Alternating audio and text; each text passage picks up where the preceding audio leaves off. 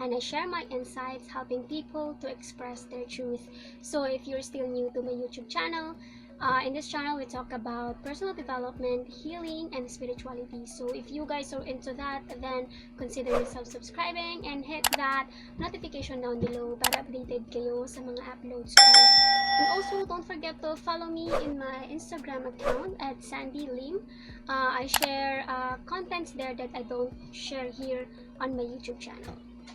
So, for today's video, I'm going to share with you how to stop comparing yourself. In this video, hinati ko siya sa apat. So the first part of this video is about the reason why do we compare ourselves. Second part would be how can we stop comparing ourselves. And then the third part is how do we compare ourselves. And then the last one is after comparing ourselves and we already feel bad about ourselves, then what can we do about it? So that would be it. So if you guys are interested, I hope you stick around. As you can see, organized siya. I really wanted to discuss it thoroughly, so I hope that you stick with me until the end of the video. So let's go now to the first part of the video, which is why do we compare ourselves to other people. The first reason is because of our own insecurity. Because for some reason we have inferiority complex, or for some reason we feel like we're not good enough, we're not talented enough, we're not pretty enough, we're not worthy enough. So it's actually an issue of insecurity. So bakit ganun? Bakit kapag ka insecure ka, or bakit kapag ka may inferiority complex ka, you compare yourselves to other people? Since we feel inferior deep within, so what do is we compare ourselves to other people so that we feel less inferior. Okay? Kasi nga naman, pagka kinumpare mo yung sarili mo sa ibang tao and na-realize mo na parang mas okay ako sa kanya, so somehow it gives us the feeling that we are superior to the other person. So kumbaga somehow hindi natin nafe-feel na inferior tayo. Okay? So it makes us feel special somehow. So that's how we do it. So the reason why we compare ourselves to other people because we assess. Ina-assess natin kung ano yung value natin. Another reason why we compare ourselves to other people is because of our issue of self-worth. Again, self-esteem issue na naman. Okay? Which means that for some reason we feel like we're not worthy enough or we're not valuable enough. It means that our value is not deeply rooted within. Our value is not within, but actually our value depends on something outside of us. Let's talk about what does it mean ba to say na your value is rooted from within. Diba? Your worth is rooted from within. Ang ibig sabihin nun kasi, kahit anong mangyari sa outside world, kahit anong mangyari sa friends mo, kahit maging successful sila, diba? Kahit anong mangyari sa finances mo, sa relationship mo, you know at the end of the day, you are worthy. You know at the end of the day, you are valuable. Because your worth is from within. It's not something outside of you. So if the person depends his or her worth to something outside of them, it becomes a problem. That's when a person starts to compare themselves to other people. Kasi para ma-assess nila yung value nila, kailangan mo i-compare yung sarili mo sa ibang tao.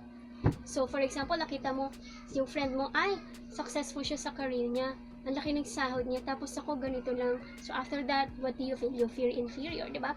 Pero pag nakita mo naman yung isang mong friend na, ay, ang liit lang ng sahod niya, mas malaki yung sahod ko. So anong effect nun? Somehow we feel good about ourselves, somehow we feel worthy. So another reason is that our mind, our ego is wired to give importance to status, to give importance to position in the social hierarchy. We are wired to be like that.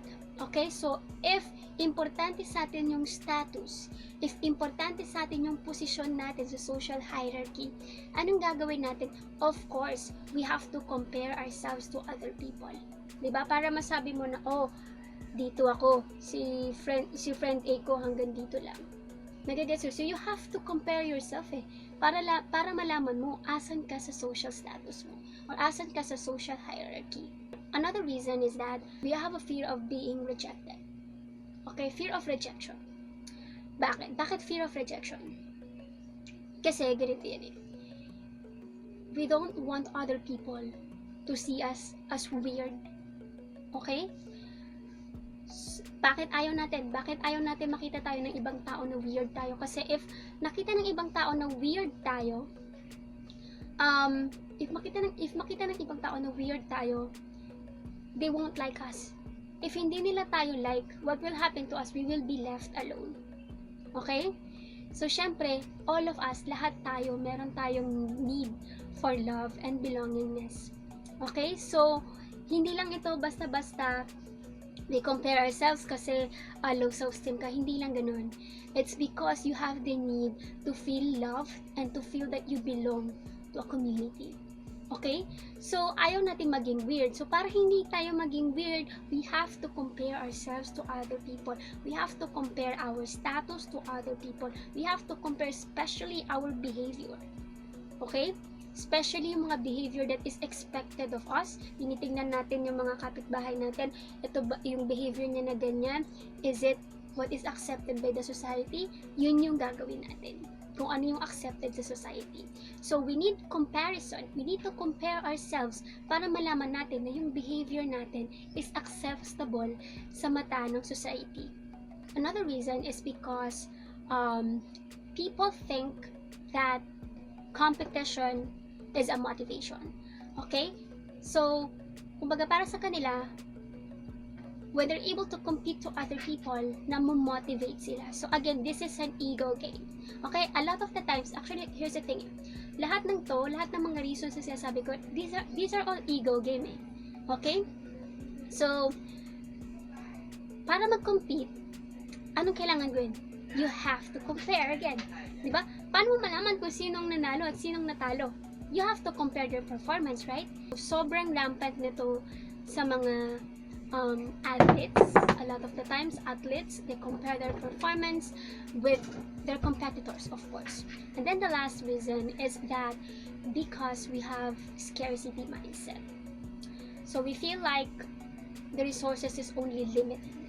So pag feeling mo, the resources is only limited, kailangan natin mag-agaw-agawan sa resources. For example, we feel like the money is limited. So what do? We fight for it. Diba? In order to fight for it, may competition na naman. And in order for us to fight for the resources, we have to compare ourselves. Okay? So, if you have a scarcity mindset, you feel like in order to win, somebody has to lose. Now, let's go now to the second part of this video, which is how to stop comparing yourself to other people. Now, in this part, I'm going to give you like 7 ways on how to do it. So, the first one is, before you assume that that person that you're comparing yourself into is more happy than you are, more secure than you are, more worthy than you are, ask yourself this question.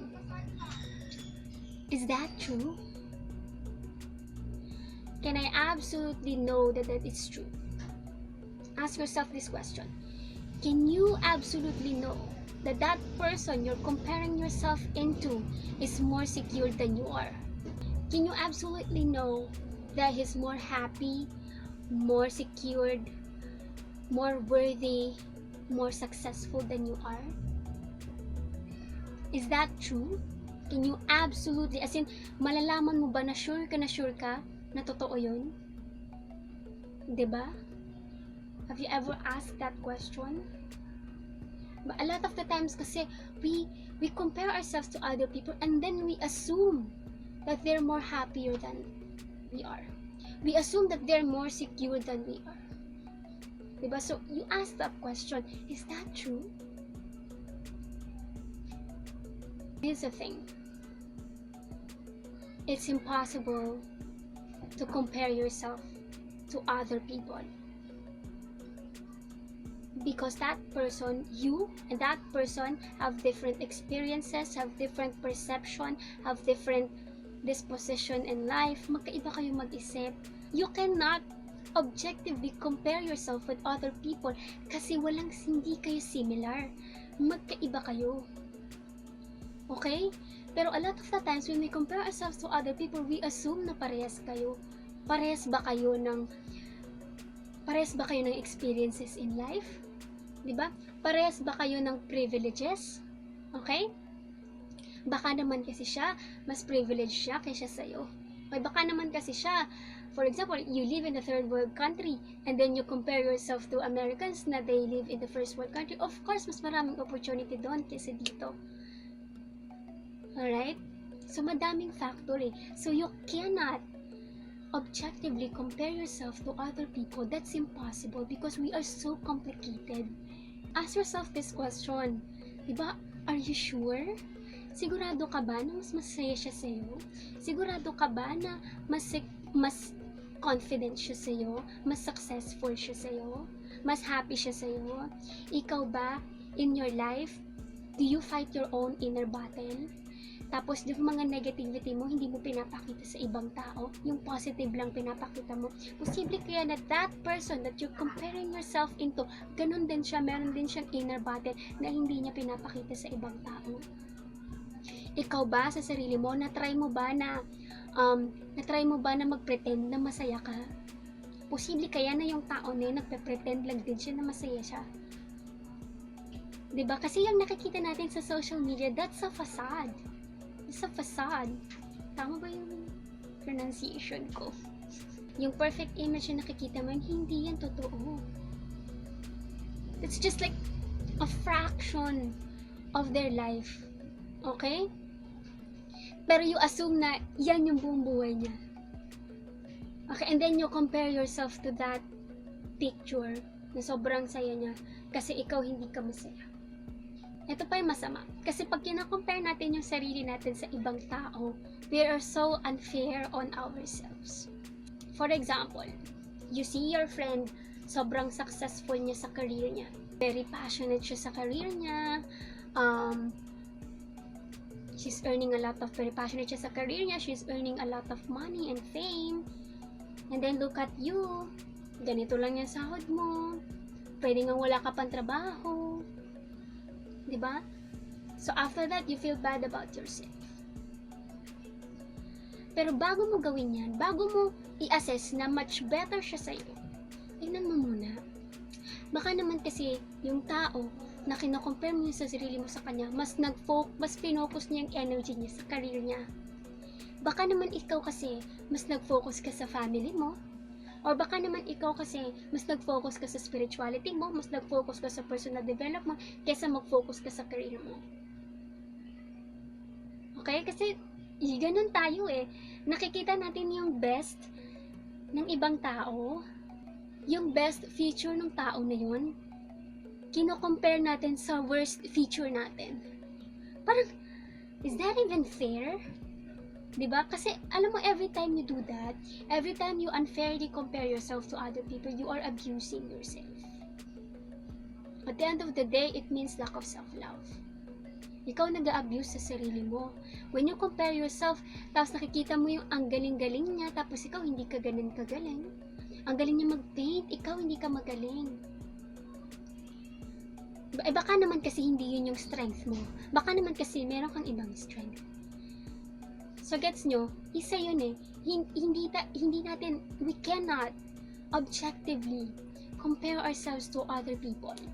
And we cannot definitely and absolutely know that that person that you're comparing yourself into is more happy, more secured, more successful than you are. It's impossible to know that.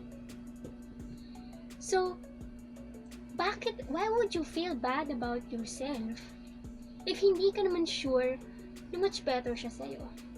Gets you? If it's just, a lot of the times, it's just idea in our mind. Okay, it's so important that we question it. We question our assumption. Never assume that other people's lives is happier than you are. That they're more worthy. Hindi mo alam. It's just a fraction of their life. Ito lang yung alam mo sa buhay nila, pero feeling mo yan na yung buong buhay na. No, you don't see the whole picture of it, but when you see it, you start to realize that person may pinagdadaanan din. Lahat tayo may pinagdadaanan tayo. Lahat tayo, we all are suffering. Ay, lahat tayo may ego. So the next way for you to stop comparing yourself is to realize your worth is from within and not really something outside of you. So you really have to work on your self-esteem. You really have to see your worth from within, as in from within. Not what other people opinion of you, not what they say about you, not what they think of you, but really worth from within. And how do you know you're worthy from within? You have to get to know yourself. You have to spend more time with yourself. You have to spend more time in silence. And when you tap into that silence, that stillness within us, that's your worth. And if you are a spiritual person, if you are into spirituality, you know, when you tap into that silence, if that stillness, you're able to tap into that divine in you. And that divine in you, that's your worth. That's how much worth you are. And that silence and that stillness within you is not dependent on anything outside of you. It's not dependent on your job title, on your status, on your finances, on what other people say about you. Yung root your self-esteem from within. How do you do that? You can meditate, you can do yoga, you can journal, you can go to the nature, a lot of the things that you can do to yourself. And then the third way is like a shift in the mindset. And it is this statement that you are not special. Let me repeat it. You are not special. You're not special. Your parents is not special. Your kids is not special. Your friends are not special. The one that person that you're comparing yourself into, or that person you're feeling insecure, is not special. Your teacher is not special. Really, nobody is special. Now that statement may seem like sad or negative or nihilist, but actually it's not. When you really think about it, if nobody is special, it means that all of us were equal. Walang mas special compared kay ganito. No one is superior or inferior of the other person. No one is more valuable than the other person. Lahat tayo dito pantay-pantay. Ang worth natin dito pantay-pantay. If you embrace this mindset that nobody is special because everyone is unique, then you would stop comparing yourself. Ano ibig sabihin nun? Ibig sabihin lahat tayo equal ang value. Ay, lahat tayo equal ang worth natin. Kasi nga yung worth natin is from within. Again, connected siya dun sa una kong sinabi. Yung worth kasi natin is from within. Hindi siya nakadepende to something outside of you. Meaning to say, lahat tayo equal ang value. Another way that you can do is to become a creator rather than a competitor. So, umpisa mo natin. Compare mo na natin kung ano yung creator compared sa competitor. Umpisa natin sa competitor. Pag sinabi mong competitor, that person, of course, constantly compare him or herself relative to the performance of other people. For example, ako as a YouTuber, if I am a competitor, then I'm going to focus my attention, my energy to something outside of my endeavor. So, anong gagawin ko? Ko-compare ko yung number of views ko, yung number of subscriber ko, relative to my competitors. Okay? So, hindi ako nakafocus dun sa art. How about being a creator? Pag sinabi mo naman creator, nakafocus siya dun sa art. Nakafocus siya dun sa art of making something. In my case, if I became a creator, I will focus my attention and energy in the creation of the video. I will focus my energy and attention to the value that I can give to other people. I'll focus more on the art of making the video, on the art of making the content, writing the content, filming it. So, bakit mas okay na maging creator ka kesa maging competitor ka? Una sa lahat, kasi pag naging competitor ka, you will never win that game. Okay? When you compare yourself, you will never win that game.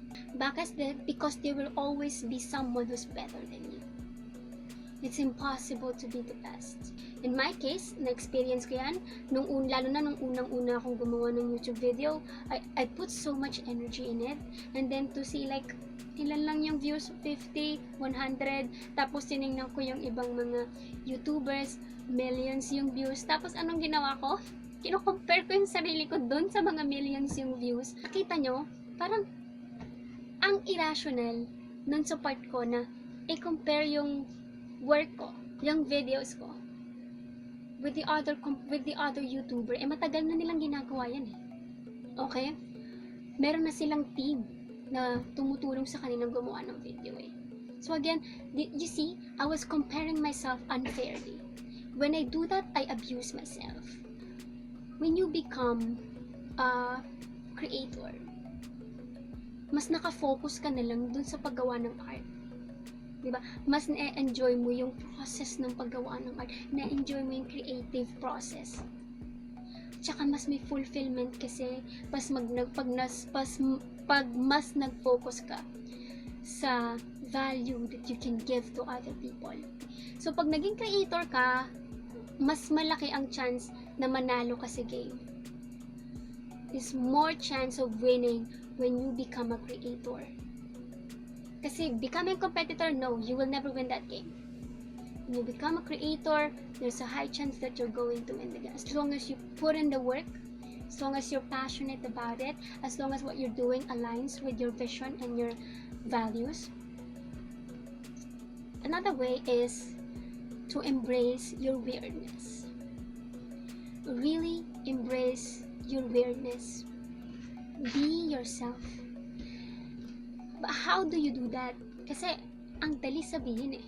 Ang dali sabihin, embrace your weirdness, di ba? Be yourself. But how do you do that? Of course, you have to first get to know yourself.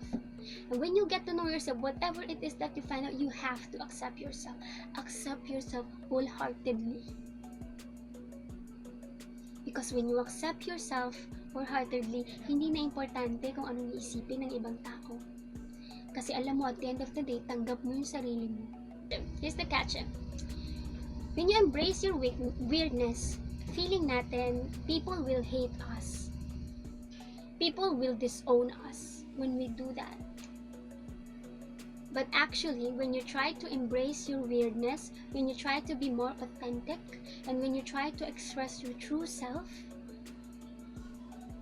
people will most likely will like you. Diba? We like people that are authentic and true, instead of those fake and living a facade life. But of course, you don't do that. You don't embrace your weirdness para magustuhan ka ng ibang tao. No, you do that for yourself so that you stop comparing yourself. So that you'll be able to express yourself. Ang sarap kaya. Ang sarap kayang i-express yung sarili. Takot tayo maging weird kasi baka hindi tayo tanggapin ng ibang tao. Pag hindi tayo tinanggap ng iba, we feel alone, we feel abandoned. Pero alam mo, pag love mo yung sarili mo, kahit i-abandon ka ng buong mundo, hindi mo i-abandon yung sarili mo. Even if the whole world will dislike you, you will never dislike yourself. So again, it boils down to self-love. Another way that you can do is to focus on yourself.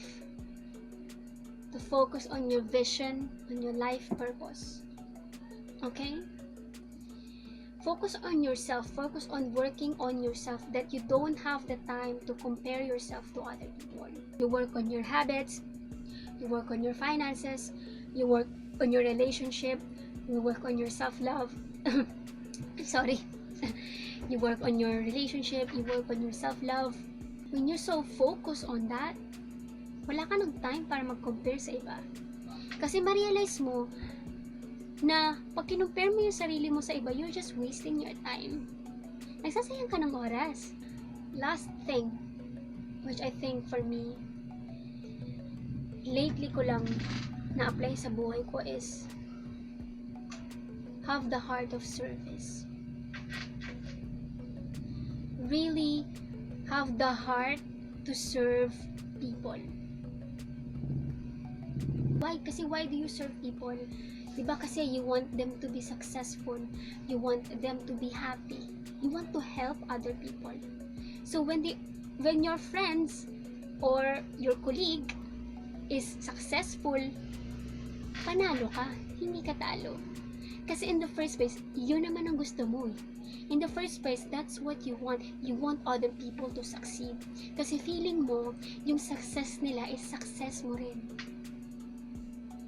Diba? That's what it means to have the heart of service. Kaya if you have that time, volunteer. Diba? Yung heart of service, hindi mo yung basta-basta ma-cultivate, but you try to serve in the simplest way that you can. In my case, I create these simple videos. In your case, ano sa'yo? At ako kasi, the reason why I serve, because I have this mindset, I have this feeling that we are one. We are one with the nature, with every human being, including your enemy. So you that you're watching this, we are one. And when you have that mindset, kahit mindset na lang, kahit hindi na lang direct experience, if successful sila, successful ka din. If they're doing a good job, if nakuha nila yung promotion na yun, you will be happy for them. Because in the first place, that's what you want. You want other people to succeed. So let go of that ego. Sometimes it's okay to be selfless. But sometimes, forget about yourself, diba? Forget about your ego. Forget about feeling special, feeling superior. But why don't we just be happy for other people's success? How do you do that? Have the heart of service. And also, another thing is that other people's success, you can make that as your motivation. So, kapag ka nakita mo yung friend mo, successful siya sa career niya, or kaya ang ganda ng relationship niya, you say, thank you. Thank you for letting me know what is possible. A lot of the times kasi, we don't see other people's success as our motivation because we feel so insecure about ourselves. Kasi, hindi nga tayo happy kapag successful yung ibang tao kasi we feel bad about ourselves. Kasi, bakit siya nagawa niya? Bakit ako hindi ko nagawa? Anong mali sa akin? Again, it boils down to your insecurity. It boils down to your self-trust, to your self-esteem. Kaya you really have to work on your self-esteem. Now, let's go to the part 3 of the video, which is how do we compare ourselves? So, ano ba yung mga way that we compare ourselves to other people? The first one for me, which is very rampant, is we compare our appearance to other people. So here's the thing, when you compare your appearance to other people, ano ba yung appearance na yan? Ano ba ang definition ng maganda? Or ano ba ang definition ng gwapo? Hindi ba, isn't that something that the society agreed? Diba, dati ang maganda, mataba, voluminous. Ngayon, ang maganda is payat. Dati, maganda is yung manipis yung kilay. Ngayon, ang maganda is yung bushy na yung kilay. So, napansin nyo, with regards to appearance, you have to see na those are just social norms. Diba, at the end of the day, yung mukha mo, yung katawan mo, as long as it can do its job, then you're fine. So, every time we compare our appearance, ang ginagawa natin, kino-compare natin yung best feature ng tao na yan compared sa worst feature ng tao na yan. We compare ourselves with the success of other people, with their finances, with their business. Pag ginawa mo yan, you ask yourself, baka kasi yung tao na yan, natural sa kanya yan. Baka kasi ikaw iba yung strength mo. Okay? Pero, eto siya. If gusto mo ng successful na business, or if gusto mo ng finances, kaya mo namang i-work yan eh. Okay, kailangan lang ng disiplina. Okay, pero kaya mo i-work yan. So, do that. Sabi mo doon sa tao, thank you. Thank you for letting me know what's possible for me. Kaya mo yan. Trust in yourself. Kaya mo yan. There's nothing in yourself that you cannot give to yourself. You have all the power within yourself. Tap into that power.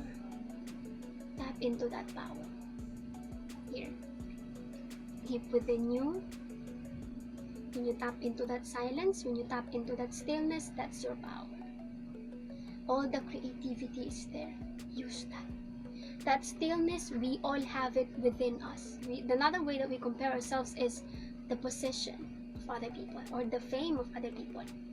Diba baka kasi ito mas sikat, ang dami niyang likes sa Facebook, ang daming views ng YouTube channel niya, tapos ikaw 100 lang, or yung likes mo 2 lang, minsan nga wala pa, and then you feel bad about yourself. You ask yourself, baka naman kasi yung tao na kino-compare mo yung sarili mo, baka naman kasi nagpo-focus siya sa social media niya. Baka naman kasi he or she spends a lot of time sa para maganda yung post niya sa social media. Baka naman kasi ikaw, iba yung focus mo. Baka naman kasi ikaw, mas nag-focus ka naman sa health mo. Lagi ka nag-exercise, you eat healthy foods, you have healthy habits.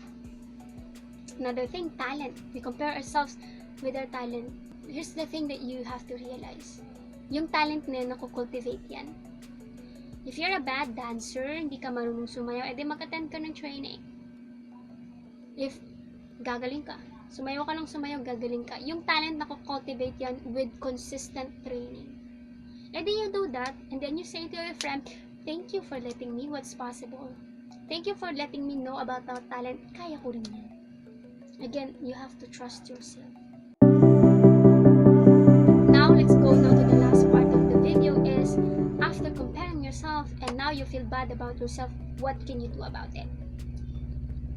Katulad ng sinabi ko kanina, after mo na i-compare yung sarili mo and feeling mo mas successful siya sa'yo, feeling mo mas masaya siya sa'yo, you ask yourself this question, is that true? Can you absolutely know that this is true? Question your assumption. Can you absolutely know something as true? Diba? Hindi.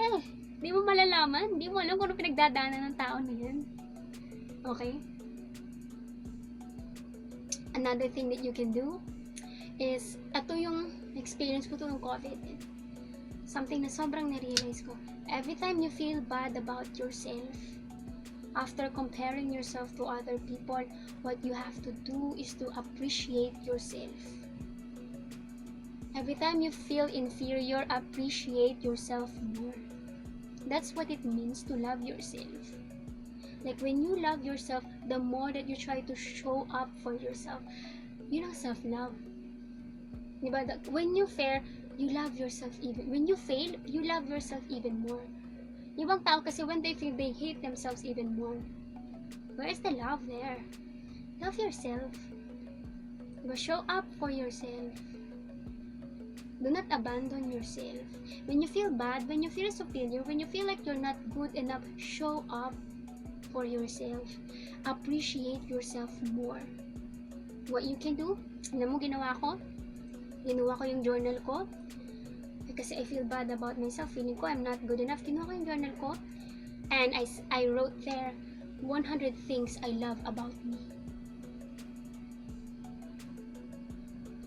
Ang hirap, nahirapan ako. Pero when I did that, it shifted my focus. At na-realize ko na pwede ngang mas magaling siya sa akin doon. Pwede ngang hindi ako kasing confident niya. Diba? Pwede ngang hindi ako kasing ganda niya, pero okay lang. Kasi magaling naman ako dito eh.